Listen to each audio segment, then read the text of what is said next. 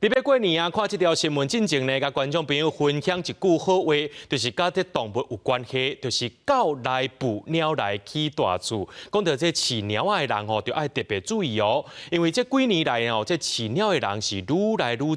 鸟啊是直咧增加。农业部伫咧今仔日，也就是12月17正式有公告，对2025年开始，所有鸟啊拢爱办理宠物登记，有1年的时间定好春秋。这鸟啊主人若准到2026年还未去做登记呢，到时阵就依照动保法，甲你罚3950块。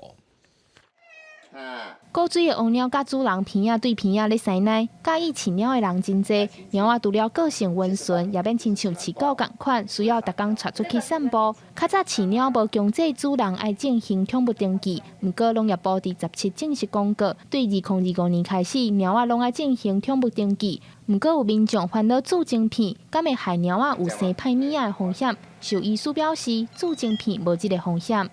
晶片本身它对生物呢没有妨碍性，也不会产生肿瘤的疑虑，因为它是0.8公分的那个小小的米粒状的玻璃材质，绝对不会产生过敏的现象。对，那现在民众疑虑的部分是在于打狂犬病的部分，因为打了狂犬病之后，有可能会得恶性的肿瘤。